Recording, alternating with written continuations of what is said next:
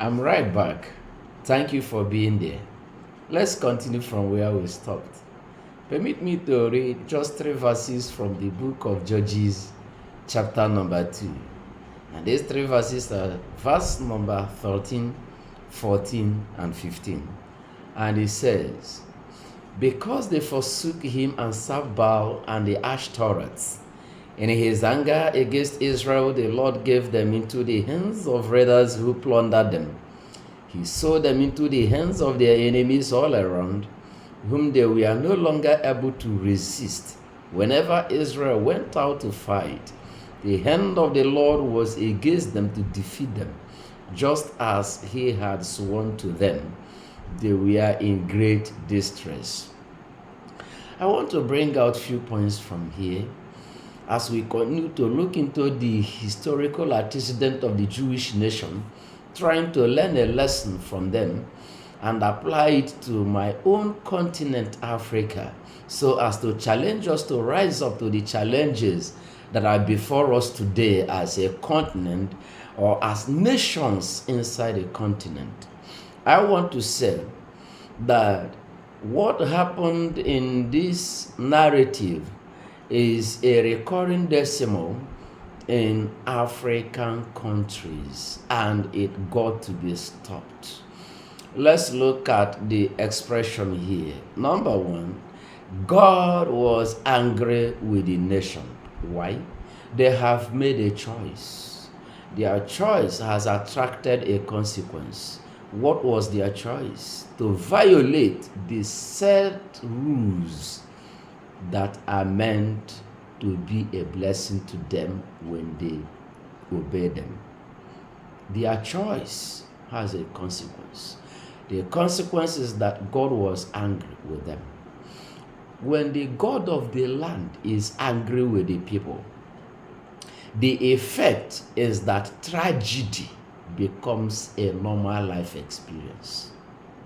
If we look at what happened here, whenever they go out for war, because in their own days, showcasing of muscle or flexing of muscle is a normal thing. They fight every day in order to safeguard their land. If we look at what was happening, whenever they go out to face their enemies, it was God's hand that was against them. It's not like they are not strong enough, but God is working against them. Imagine a situation where God is working against the people. When I talk about God, G-O-D here, no matter the context in which you see God, whether it's the supreme being who made the heavens and the earth, the primordial reality, or the small gods that we know here, all these fetish gods in Africa as well as other places, anytime the God which people believe in as their protector starts working against them, it is always tragic. That was the experience of the Jewish nation at this juncture. What was the consequence of that? They were handed over to their enemies. The worst tragedy that will befall a man under this universe is for your enemies to have power over you, because they will never tamper justice with mercy. In short, in the heart of your enemy, there is nothing like mercy. In the heart of your enemy, there is nothing like enough is enough. There is nothing like rethinking on how to destroy you. They don't rethink it. They just think it and carry out destruction. Because mercy is not in the heart of your enemy. That was their experience. They were plundered every time. They were ruined, simply because they have chosen to violate the simple rule they should have obeyed. If we look at our nation, Africa today, I mean the nations in my continent, Africa, something is going wrong. We are being treated as second-class citizens under the sun, when God has made us the first-class citizens, just because we have decided not to obey the set rules that are meant to make us behave like human beings.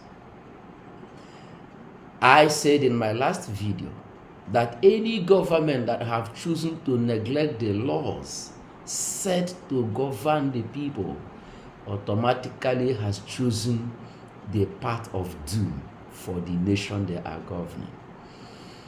It is not only in Africa as a continent. Among the body of Christ, I want us to know that we have a set of rules that governs us.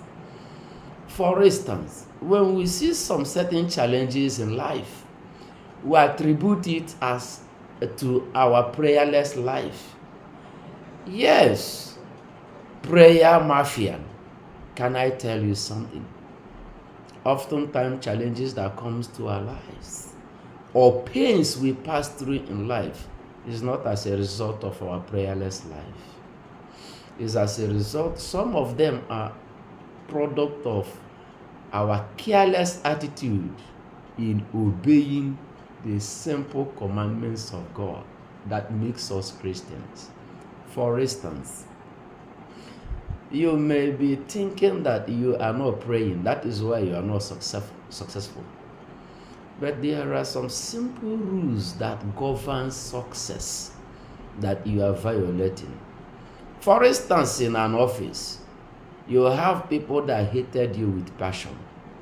Do you know that you don't need much prayers to subdue them? What you need is good character to subdue those who want you to fail in an office or in an environment where you find yourself. For instance, there was a very powerful command in the book of Matthew chapter number 5, verses number 44 to 48, where Jesus said, love your enemies and pray for those that persecute you. There are other things he added in order to bring that statement to limelight. Do you know that the highest weapon you can use against someone that hates you is to love that person? It's not something you can do with your own volition. It takes the power of God in you to help you live that type of lifestyle. But obedience to that command, which is love your enemies, will make you ride above them. Will make you stand above them. Because God's hand will be upon your life to take you to the height that is highly enviable. It won't be by your making, it won't be by your ability to fight them back, but a simple rule of your enemies will make your enemies be defeated before you. It's just an example I'm giving there. We have many other things to say, but I would say that simple laws will fit on daily basis. So open to troubles of life, just like the Jewish nation encountered here. I want to say that it is high time we rise up to the challenges that are facing us today and see where we have gotten it wrong as a nation and also as a body of Christ. Call me Pastor Elisha, the reformer with difference and a rising voice in Africa.